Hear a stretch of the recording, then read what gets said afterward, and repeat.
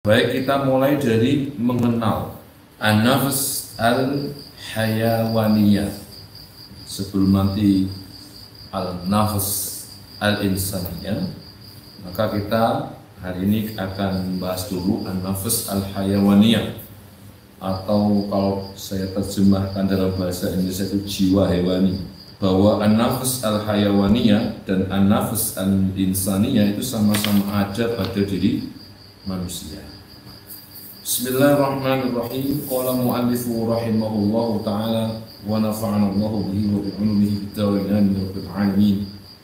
Fa in qulta, jika engkau berkata atau engkau bertanya, fasif li min amrin nafs, fasif maka deskripsikanlah atau sifatilah, atau bisa juga diterjemahkan jelaskanlah li kepadaku min amrin nafsi, perihal jiwa an-nafs secara singkat, musyawwiqatan ila tafsili, di mana penjelasan yang global dan singkat itu bisa membuat saya tertarik untuk lebih jauh lagi mencari pengetahuan secara detail, secara tafsir. In lam taqdir ala istiqsa'il qawli, jika memang Anda tidak kuasa atau enggan untuk menjelaskan hal ini secara panjang lebar. Istiqsa itu panjang lebar.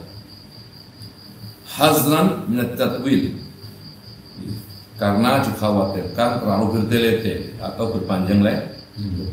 Artinya munculnya pertanyaan ini adalah, tolong dijelaskan kepada saya, tolong dideskripsikan kepada saya perihal an-nafs itu secara singkat saja, sehingga pada tahap berikutnya saya tertarik untuk bisa mengkaji an-nafs ini lebih lanjut. Berarti dari pertanyaan ini nanti ini hanya informasi dasar, hanya informasi yang sifatnya global dan singkat. Untuk lebih lanjut ya panjenengan nanti bisa mempelajarinya lebih detail lagi sih, karena kitab ini sifatnya ya singkat, hanya poin-poinnya saja.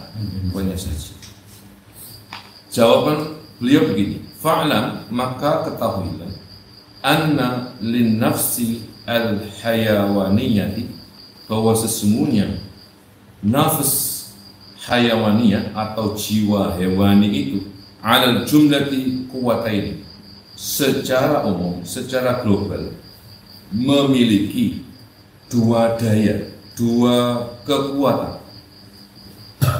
Jadi ada kata kunci ya ketika saya mentranslate naskah ini, kata kuncinya ada di quwwah, al-quwwah.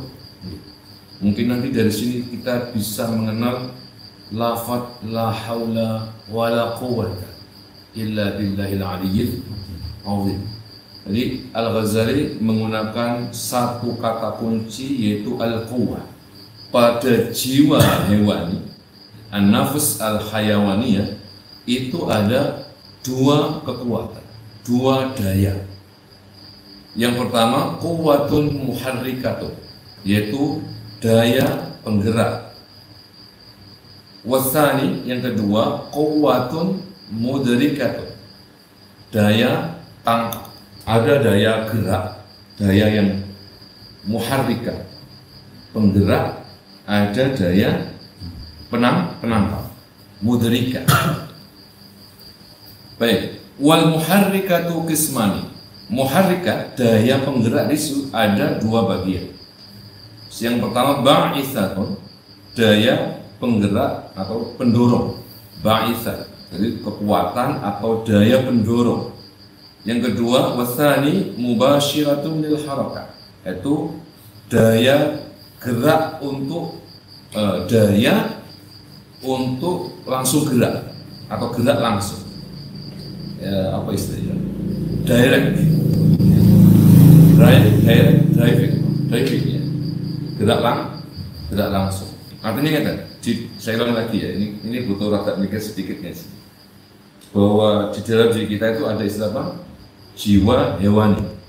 Kenapa kok disebut jiwa hewani? Karena kesimpulan dari kajian ini nanti adalah bahwa manusia dan hewan memiliki kemiripan di dalam hal masalah ini. Karena itu disebut jiwa hewani atau an-nafs al-hayawaniyah. An-nafs al-hayawaniyah dibagi dua. Yang pertama adalah muharrika, penggerak. Yang kedua adalah mudarika, penangkap. Nah, daya penggerak itu dibagi dua lagi.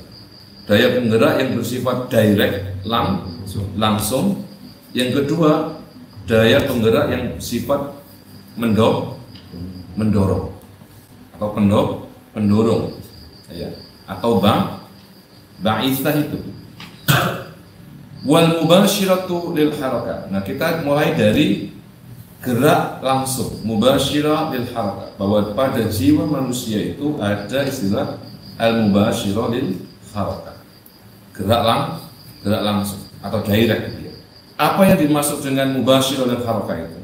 Hiya adalah al-quwwatu allati tanba'ithu fil a'sabi wal 'adalati. Satu kekuatan, satu daya allati tanba'ithu, yang muncul, yang bersumber fil a'sabi, di dalam urat-urat atau saraf-saraf manusia, wal 'adalat, dan otot-otot. Al-a'sab itu jamak dari asab, saraf. Wal 'adalat itu otot-otot. Wa min sya'niha, dan di antara fungsinya adalah antushannija, ia menegangkan. Tushan itu menegangkan al-'adalati, otot-otot.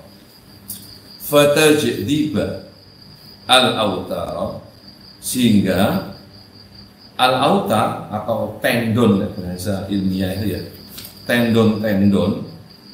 Kalau bahasa gampang itu senar-senar. Makanya kan autar itu istilahnya dari gitar itu, senar-senarnya itu. Atau dalam bahasa ilmiahnya itu tendon, ya, jaringan yang menghubungkan antara otot dengan tulang, itu autar namanya. Warrabatati, dan ligamen-ligamen al-muttasilati, yang terhubung bil a'sabi, dengan saraf-saraf. Ya. Nah, kemana? Ila nahwi jihatil mabda'i, menuju kepada arah sumber. Jadi di situ ada yang namanya al-muharrika, al-mubashirah lil harakah. Ada kekuatan yang bersifat direct, sifatnya langsung. Di mana kekuatan ini tempatnya ada di al-asabati wal 'adalat. Sumbernya kalau lihat di sini adalah fil a'sab dan 'adalat. Ada di tendon, ada di ini apa? saraf-saraf, dan ada pada otot-otot.